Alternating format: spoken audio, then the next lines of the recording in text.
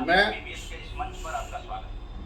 Surjit Singh दीदेवार RJS और दीदेवार के दोनों मंचों से मैं जो जुड़े हुए हैं और आम जितने भी जनता इसको सुनेगी उन सब का स्वागत करता हूं और उनको धन्यवाद भी देता हूं कि आप आज एक स्पेशल विषय पर हमारे साथ जुड़े हैं।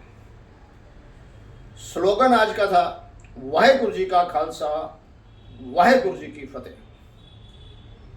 दीदेवार हमेशा हर जो प्रचलित बात है उससे हटकर एक दूसरी दिशा दिखाने का प्रयास करता है और ये वाहेगुरु जी का खालसा वाहेगुरु जी की फतेह भी कैसे आया, ये दीदेवार अपने अध्ययन के अनुसार सर्च के अनुसार जगत को देना चाह रहा है।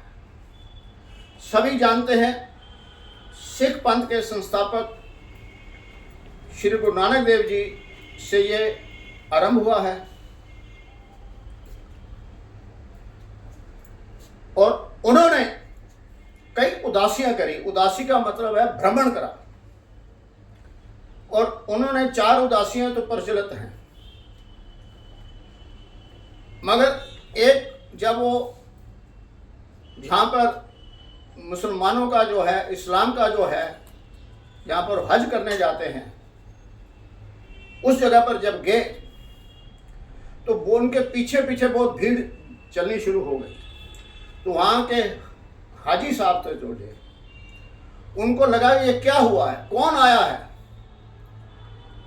तो मक्के के जो हाजी साहब थे उनको किसी ने कहा कि एक वाहिद गुरु आए हैं, ऐसे गुरु जो वाहिद हैं, यूनिक हैं और उनका आज से पहले ऐसा नया एक लोगों के सामने एक नया रास्ता दिखा रहे, एक दिशा दिखाने आए हैं कि वो हिंदू के भी हैं और मुसलमानों के भी साथ हैं, सब साथ चल रहे हैं। तो उनको हैरानगी हुई कि आज से पहले सभी ने अपने अपने धर्म या अपने अपने विचारों के साथ ही लोग चले थे, पर ये कौन ऐसे गुरु आ गए हैं। तो वाहिद गुरु मतलब ऐसा यूनिक गुरु आए जो उनके साथ है।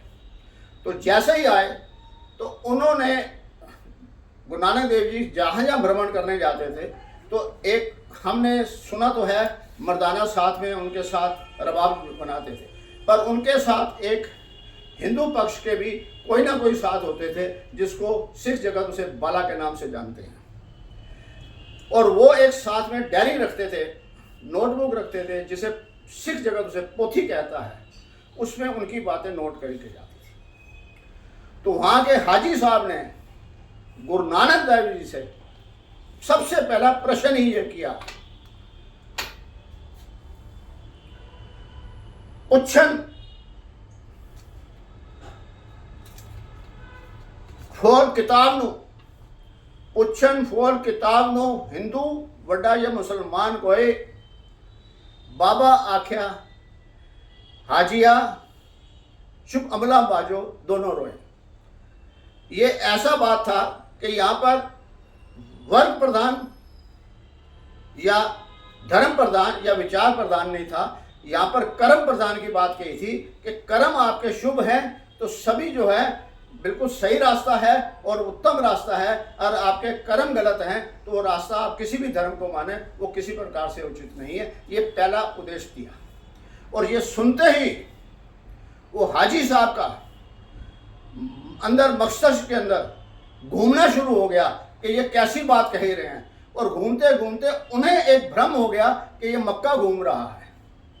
और जब वो शांत हुए तो वहाँ आज भी इतिहासकार लिखते हैं और बताते हैं कि वहाँ पर जो कुरान है उसको वो किताब के नाम से जानते हैं, सनातन मत हम वेद के नाम से जानते हैं, और सिख मत जो है उसे गुरु ग्रंथ साहब के नाम से जानता है, और ईसाई मत भी होली बुक के नाम से जानता है। तो वो किताब कहते हैं अपने उस ईस्ट पूरी कुरान को। तो वहाँ पे भी एक डायरी किताब में लिखी थी, तो गुरु नानक देव जी ने लिखा और वहाँ लिखा हुआ है कि उन्होंने हाजी ने प्रश्न किया था और गुरु नानक देव जी ने ये उत्तर दिया था। तो वहाँ से जब उसे ये उत्तर हुआ तो उसके मुख से सहज ही निकल गया, वह गुरु मतलब ऐसी अचंभित बात जो है उसने पहली बार सुनी। वो गुरु नानक देव जी के आदर और सम्मान के अंदर उसके मुख से निकला वह गुरु।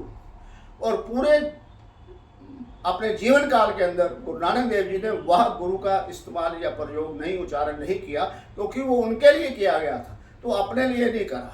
मगर धीरे धीरे समुदाय ने उसे समझा। मगर हर व्यक्ति विशेष जो उनके स्थान पे आया, गुरु साहब के स्थान पे आया, तो उन्होंने उसकी जो जिस थी, थ्योरी थी, शिक्षा थी, दिशा थी, एक मानस की जात सब एक ही पहचान वो, कि सभी की मानस की जात एक है, उसी रास्ते पे चलना है। अव्वल अल्लाह नूर पाया, कुदरत के सब बंदे, ये सारी बात जो शिक्षा पे चलती रही, तो सभी गुरुओं ने उनके इस उपदेश को देते रहे और वो उस निर्णय के ऊपर चलते रहे।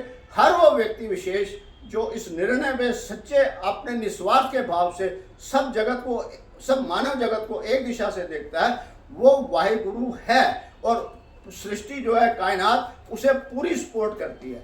इसी को दिलाते हुए तीसरी पातशाही ने जब अमृतसर दरबार साहिब के सचखंड की स्थापना करी, तो उन्होंने 4 दरवाजे बनाए। 4 दरवाजे के अंदर कोई किसी भी अपने आप को किसी भी धर्म जगत या उसके अंदर मानता है, पर बाहर जाने के लिए वो एक ही बन जाता है।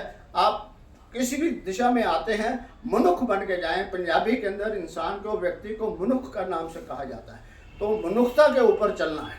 ये उपदेश चलते चलते 5वें गुरु ने जब इसका संलग्न करा, तो जब उन्होंने सना, तो आद ग्रंथ का संलग्न करा।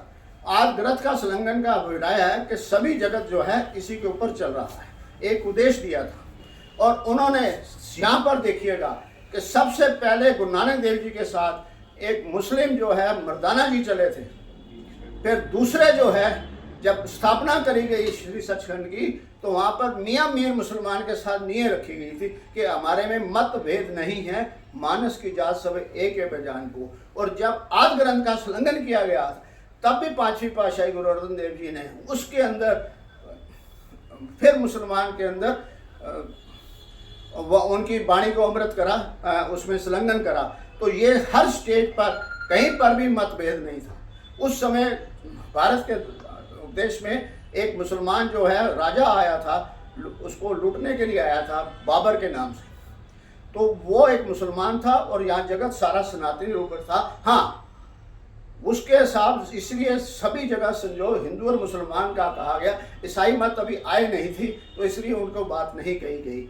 मगर ये चलते चलते 9वें पातशाही ने जब उनके साथ किया, उस समय के राजा ने जब जबरदस्ती करना चाहा, विचारों के मत से नहीं, सहमति के मत से नहीं, तलवार के मत से जब उसको किसी को अपना धर्म करना है, तो उन्होंने फिर कश्मीर से कोई लोग आए थे, वो उस सिख मत को नहीं मानते थे, गुरु नानक के उपदेश को नहीं मानने वाले, पर उनकी जब गए तो उन्होंने उसकी बात को माना और अपना शीर्ष नछावर कर दिया।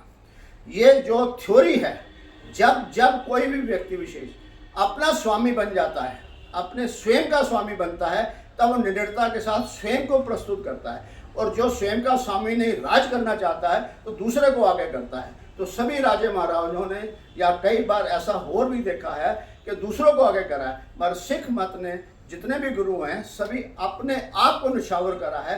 वो उस परंपरा को लेते हुए जब 10वें गुरु गोबिंद सिंह जी ने इस बात को देखा, एक गुरु तेग बहादुर की शहीदी के अंदर कई सिख थे, मगर आगे आने वाले कुछ लोग थे, उनमें अभी भी निडरता नहीं आई थी। तो फिर उन्होंने आवाज़ लगाकर 5 सिंह सजाए। उस दिन जो है उन्होंने 5 ककार के साथ ये बात कही थी कि सिख कोई भी मन सकता है, वो खान है उसको नाम नहीं बदलना है, वो देव है उसे नाम नहीं बदलना है, उसकी पोशाक जैसी है वो रह जाए, उसकी भाषा जो है रह जाए। वो सिख गुरु नानक की शिक्षा के ऊपर बनने वाला कोई भी सहमति से वो सिख है, मगर जो उसकी ट्रस्टी बन जाए, रख रखाव करे 9 गुरुओं के जीवन में जो बनाया गया था जगत को देने के लिए, उसका ट्रस्टी बनने के लिए फिर उन्होंने सिंह सजाया। और ये सिंह को ये उपदेश दिया था कि वह गुरु अर्थात तेरे निर्देश के अंदर जो तेरे को दिया गया है, उसके अंदर तेरे को पूरी तरह निछावर होना है। तेरे को सिंह नहीं सिंह बनाया है, सिंह और सिंह में फर्क बताया है कि जो शेर है वो कभी भी धारता है तो अपने आहार के लिए धारता है, अपने स्वार्थ के लिए धारता है, मगर सिंह जब धाड़ेगा तो दूसरे की आन के ऊपर धारेगा, अपने लिए नहीं, अपनी जान निछावर करेगा, अपनी जान के लिए नहीं, जान निछावर के लिए। सिंह और सिंह के अंदर ये फर्क है। और यही सिंह जो है वाहिगुरु है, यही वाहिगुरु जी का खालसा, मतलब खालसा पंथ कहा गया है। खालस मतलब प्योर, सर्वोच्च, वो जिसके अंदर दूसरे के ऊपर अपने आप को निछावर करने के लिए निस्वार्थ होकर हर भावना जो है, कमाई भी हो, कुछ भी करे, मगर वो कहाँ जब भी तेरे सामने कोई ऐसा है जिसकी सहयोग की तेरी जरूरत है, इवन जान तक भी निछावर करनी पड़े, तो ये जो जज्बा है ये हर उस सिख के अंदर है, हर आज भी है। और हम देखते हैं जब भी किसी सिख के सामने ये बात आती है तो अपना निस्वार्थ भाव छोड़कर, अपना किसी बार स्वार्थ नहीं करते हुए निस्वार्थ भाव से अपने आप को जगत के अंदर देता है। कभी भी कहीं घटना हुई तो ये हर शख्स वह गुरु है, अर्थात उस जिसके पास ये शक्ति है और कायनात सिर्फ उसी को प्रेरणा देती है। इसीलिए जब भी हम में से कभी भी कोई भी अपने ऊपर पगड़ी पहन लेगा तो उसके अंदर जाने अनजाने भी ये जज्बा स्वयं ही पैदा हो जाएगा। और यही जज्बा वाहिगुरु जी का खालसा अर्थात कि खालस है। ये वाहिगुरु का जो स्टोरी है, ये थीम है, वो खालस है। और वाहिगुरु जी की फतेह मतलब इसकी निश्चित रूप से जीत है। फतेह का अर्थ है जीत होना। सो ये वाहिगुरु जी का खालसा, वाहिगुरु जी की फतेह का अर्थ एक भी ये भी है। उस अकाल पुरख की बात हम करते हैं, अकाल पुरख हमारे उसने बनाया है, मगर वो सहयोगी हमारा है हर उस व्यक्ति विशेष का जो अपना दृढ़ संकल्प के ऊपर चलता है।